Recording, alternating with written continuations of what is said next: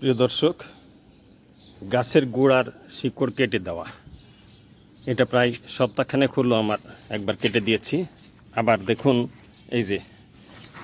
এই যে আমার গাছগুলানের গোড়ায় এই যে শিকড়গুলা আবার বড় হয়ে আমার টবের প্রান্ত পর্যন্ত চলে গেছে। ফলে আমি আবার এই মাটিগুলো আবার শক্ত হয়ে যাচ্ছে, শক্ত হয়ে পানি ধরে রাখতে পারছে না।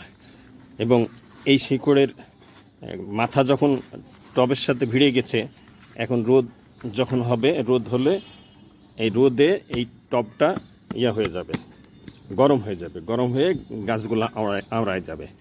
তো সেই কারণে আমাকে এই শিকড়গুলা কেটে দিতে হয়। এবং এভাবে আমি কেটে দিই, যত দূর সম্ভব হাত চলে যায় তত দূর পর্যন্ত হাত দিয়ে আমি কেটে দিই। আরেকটা জিনিস খেয়াল করুন, এই যে আমি গাছটা যখন ছোট ছিল তখন এরকম একটা কাঠি দিয়ে গাছটাকে বাইয়ে দিয়েছিলাম জাংলায় তুলে দেওয়ার জন্য।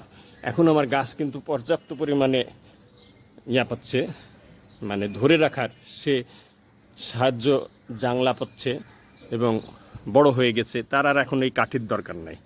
ফলে আমি এই কাঠিটা তুলে দেব। কাঠি এখন আমার ক্ষতি করবে কেন, কিভাবে ক্ষতি করবে দেখুন। এখান থেকে আমি যখন শিকড়গুলা কেটে দিব, ওই গাছটা কিন্তু চতুর্দিকে আবার নতুন শিকড় গজাবে। এই নতুন শিকড় গজানোর ক্ষেত্রে এই কাঠিটা প্রতিবন্ধকতার সৃষ্টি করবে। এই সোজা কাঠি বরাবর যে শিকড়গুলো আসতে চাবে, সেই আশাটাকে সে প্রতিবন্ধকতার সৃষ্টি করবে। সেজন্য আমি এই কাঠিগুলো এখন তুলে দিচ্ছি। তুলে দিয়ে কি করব আমি, দেখুন এই যে আমার পানি,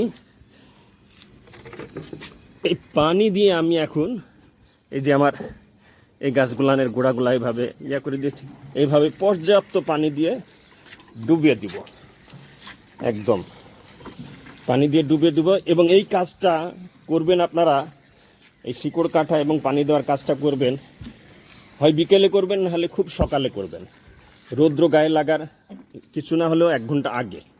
এই 1 ঘন্টার মধ্যে গাছগুলা আবার কিন্তু এই যে আপনি পানি দিচ্ছেন, আমি পানি দিচ্ছি, এই পানি খেয়ে শিকড়গুলা আবার সতেজ হয়ে উঠবে। গাছগুলা সে এই শিকড় কাটার ধাক্কাটা কাটিয়ে উঠবে 1-1.5 ঘন্টা 2 ঘন্টার মধ্যে।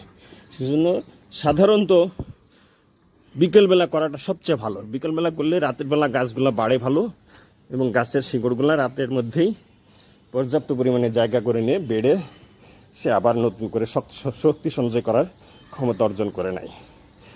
ধন্যবাদ, ভালো থাকবেন।